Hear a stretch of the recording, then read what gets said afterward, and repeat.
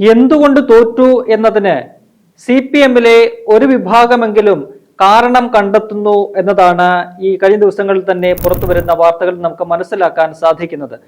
തദ്ദേശ തോൽവിക്ക് പിന്നാലെ CPM-ന്റെ സംസ്ഥാന സെക്രട്ടറി MV ഗോവിന്ദൻ മാധ്യമങ്ങളെ കണ്ടപ്പോൾ പറഞ്ഞത് ഭരണവിരുദ്ധ വികാരമില്ല, ശബരിമല സ്വർണ്ണക്കുള്ള ഈസിയിട്ടില്ല, അതൊന്നും തന്നെ സ്വാധീനിച്ചിട്ടില്ല. അങ്ങനെ ഇപ്പോൾ കേരളത്തിൽ നിറഞ്ഞു നിൽക്കുന്ന പല വിവാദ വിഷയങ്ങളും CPM-നെയും ഭരണപക്ഷത്തെയും പ്രതികൂട്ടിലാക്കുന്ന ഒരു വിഷയവും തങ്ങളെ ബാധിച്ചിട്ടില്ല എന്നാണ് MV ഗോവിന്ദൻ പറയാൻ ശ്രമിച്ചത്. എന്നാൽ എന്തുകൊണ്ട് തോറ്റു എന്ന് വീണ്ടും ചോദിക്കുമ്പോൾ അത് തങ്ങൾക്ക് പരിശോധിക്കണം എന്ന് പറഞ്ഞ് ഒരു താത്വിക അവലോകനം നടത്തി രക്ഷപ്പെടുന്ന പാർട്ടി സെക്രട്ടറിയെയാണ് നമ്മൾ കണ്ടുകൊണ്ടിരിക്കുന്നത്. ഈ തെരഞ്ഞെടുപ്പ് തോൽവിക്ക് പിന്നാലെ ഇത് CPM-ന്റെ ജില്ലാ കമ്മിറ്റികൾ അവലോകനം ചെയ്യുന്നുണ്ട്. തോൽവികൾ അതാത് ജില്ലകളിലെ പ്രകടനം അവലോകനം ചെയ്യുന്നുണ്ട്. അത്തരത്തിലുള്ള ജില്ലാ കമ്മിറ്റി യോഗങ്ങൾ നടക്കുകയാണ്.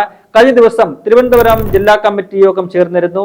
ആ ജില്ലാ കമ്മിറ്റി യോഗത്തിൽ MV ഗോവിന്ദന്റെ സാന്നിധ്യത്തിൽ പല നേതാക്കളും അതിരൂക്ഷ വിമർശനങ്ങളാണ് ഉന്നയിച്ചത് എന്ന വാർത്തകളാണ് പുറത്തു വരുന്നത്. പ്രധാനമായിട്ടും ആ നേതാക്കളൊക്കെ തന്നെ ചർച്ചയിൽ പറഞ്ഞത് ശബരിമല സ്വർണ്ണക്കൊള്ള വിഷയം ഈ തെരഞ്ഞെടുപ്പിനെ സ്വാധീനിച്ചു എന്നതാണ്. അതായത് ശബരിമല സ്വർണ്ണക്കൊള്ള വലിയ രീതിയിൽ തന്നെ തങ്ങളുടെ തോൽവിക്ക് കാരണമായി എന്ന് പല നേതാക്കളും പറയുന്നു. മറിച്ച് CPM-ന്റെ പ്രമുഖ നേതാക്കളെല്ലാം നേതൃത്വമെല്ലാം തന്നെ പറയുന്നത് ശബരിമല സ്വർണ്ണക്കൊള്ള ഈ തെരഞ്ഞെടുപ്പിനെ സ്വാധീനിച്ചിരുന്നുവെങ്കിൽ BJP ഇങ്ങനെ ഒരു നേട്ടമല്ല ഉണ്ടാക്കേണ്ടത്, വലിയൊരു നേട്ടത്തിലേക്ക് അവർ പോകുമായിരുന്നു എന്നാണ്. എന്നാൽ അതിനെ ഒരു വിഭാഗം തള്ളിക്കളഞ്ഞുകൊണ്ട് പറയുന്നത് അങ്ങനെയല്ല, ശബരിമല സ്വർണ്ണക്കൊള്ള വലിയ രീതിയിൽ ഈ തെരഞ്ഞെടുപ്പിനെ സ്വാധീനിച്ചിട്ടുണ്ട്, തോൽവിക്ക് നല്ലൊരു കാരണമായിട്ടുണ്ട് എന്ന് പറയുന്നു. മാത്രവുമല്ല മറ്റു പല വിഷയങ്ങൾ പ്രതിപക്ഷം ഉൾപ്പെടെ ചൂണ്ടിക്കാട്ടിയ വിമർശനം ഉന്നയിച്ച പല വിഷയങ്ങളും നമ്മുടെ തോൽവിക്ക് കാരണമായി എന്ന് ഈ നേതാക്കളൊക്കെ തന്നെ പറയുന്നുണ്ട്.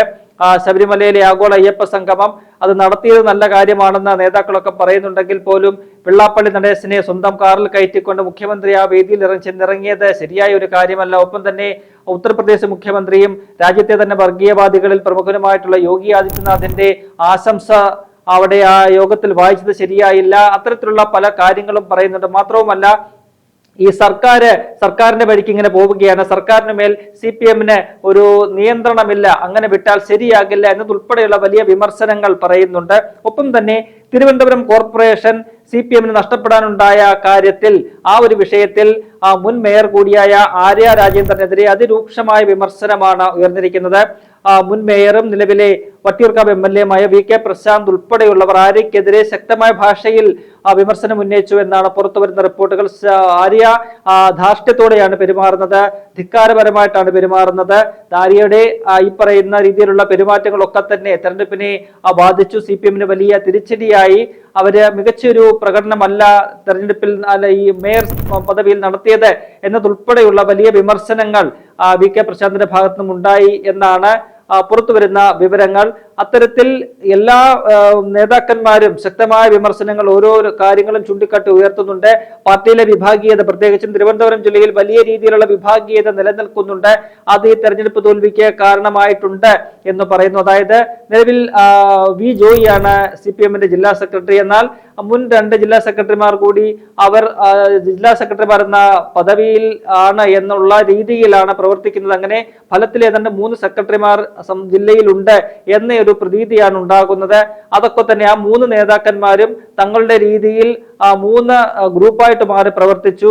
അതൊക്കെ തന്നെ ഈ തെരഞ്ഞെടുപ്പിന് CPM-ൽ തിരിച്ചടിയായി എന്നാണ് ചർച്ചയിൽ പങ്കെടുത്ത എല്ലാവരും ചൂണ്ടിക്കാട്ടിയത്. ഇതിന് MV ഗോവിന്ദൻ മറുപടി കൊടുക്കുമ്പോൾ അദ്ദേഹം വളരെ രസകരമായ ചില ന്യായങ്ങളൊക്കെയാണ് ചൂണ്ടിക്കാട്ടുന്നത്. ശബരിമല സ്വർണ്ണക്കൊള്ള അത് അങ്ങനെ ബാധിച്ചിട്ടില്ല എന്ന് അദ്ദേഹം പറയുന്നു. മാത്രവുമല്ല ഈ പറയുന്ന A പത്മകുമാർ, ഇപ്പോൾ ജയിലിൽ കിടക്കുന്ന ശബരിമല സ്വർണ്ണക്കൊള്ളയിൽ പ്രതി ചേർക്കപ്പെട്ട് അറസ്റ്റിലായി ജയിലിൽ കിടക്കുന്ന പത്മകുമാറിനെതിരെ നടപടിയെടുക്കാഞ്ഞത് തിരിച്ചടിയായെന്നൊരു വിഭാഗം പറയുമ്പോൾ MV ഗോവിന്ദൻ അതിനെ ന്യായീകരിക്കുന്നുണ്ട്. പത്മകുമാറിനെതിരായ കുറ്റകൃത്യത്തിൽ ഒരു വ്യക്തത വന്നിട്ടില്ല, അതുകൊണ്ടാണ് പത്മകുമാറിനെതിരെ നടപടിയെടുക്കാത്തത് എന്ന ഒരു വിചിത്രവാദമാണ് MV ഗോവിന്ദൻ പറയുന്നത്.